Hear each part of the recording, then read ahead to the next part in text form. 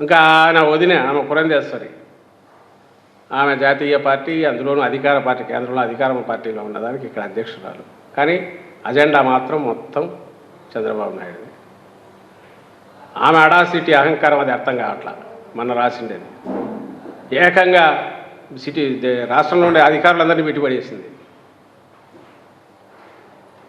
IPS వీళ్ళు ప్రతి ఒక్కరికి మళ్ళీ వైఎస్ఆర్సీపీ ఇన్ని డబ్బులు ఇచ్చింది, అంత ఇచ్చింది, ఇవి చేసిందని ఏదో ఒక రిమార్క్స్.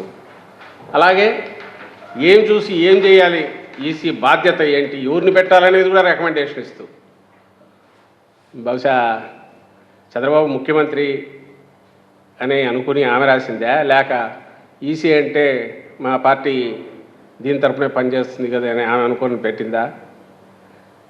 వైల్డ్ అలిగేషన్స్ ప్లస్ ఎవరిని అపాయింట్ చేయాలని దాంట్లో రాయడము లెటర్, అది అందరి దృష్టికి వచ్చినట్టుంది.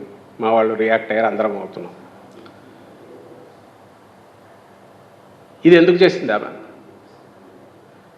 చంద్రబాబు నాయుడు గారి పనుపున ఆయన ఒక పక్క అటాక్ చేస్తే, ఆయన వదిన గారు ఇంకొక పక్కన అర్జెంటుగా ఆమె కూడా తన మరిదిని తీసుకొచ్చేసి ఇక్కడ కూర్చోబెట్టాలి పవర్లో. ఆ రోజు ఎన్టీ రామారావు వెన్నుపోటు పొడిచి దించడంలో కూడా పూర్తి చంద్రబాబు నాయుడు సహకారం. మళ్ళీ ఈయన ఏజెంటుగా కాంగ్రెస్ అధికారంలో ఉంటే అక్కడ ఆయన ఏజెంటుగా, ఇప్పుడు మళ్ళీ ఆయన ఏజెంటుగా ఆయన ఒక పక్క నుంచి ఈసీ మీద ప్రెజర్ తెస్తే ఈమె షీ థింగ్స్ బహుశా మాదే కదా రూలింగ్ పార్టీ, అక్కడ మేము ఎట్లయినా ఏమైనా డైరెక్షన్స్ ఇవ్వచ్చు అనుకుని ఈసీకి ఆమె ఇచ్చారేమో, ఆమె రాస్తున్నారు.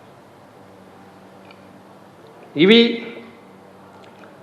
ఇంకా పత్రికలు, మీడియా వీళ్ళ దీనికి తగినట్టే వాళ్ళు చేష్టాలు కూడా అట్లే ఉన్నాయి. అంటే నిజంగా అర్థం కాదేంటే వీళ్ళందరి అహంకారం ఎక్కడి నుంచి, దీనికి బేస్ ఏంటి? అసహనం అర్థమవుతుంది, నిస్పృహ అర్థమవుతుంది. ఈ అహంకారం ఏంటండి? As if they are meant for ruling, వాళ్ళు ఉండేదే శాశ్వతమైన రూలింగ్ కోసం మేము ఉన్నాం అనుకుంటున్నారా? అధికారికంగా కానీ అనధికారికంగా కానీ అర్థం కావట్లా. ప్రజలందరూ గమనించాల్సింది, ఇలాంటి అధికారం కోసమే, వాళ్ళు బాగుపడడానికే, ప్రజల గురించి ఆలోచన లేకుండా వాళ్ళు చేస్తున్న పన్నాగాలు, ఏదైనా వేస్తున్న పన్నాగాలు కానీ, చేస్తున్న కుట్రలు కానీ, అందులో భాగంగానే ఈ ఎక్స్ప్రెసివ్గా అందరికి కనపడేటట్టు ఏదో ఘోరాలు జరిగిపోతున్నాయి. ఘోరం జరిగిపోయిందంటే నేను ఇంతకుముందు చూపించిన లాంటిది.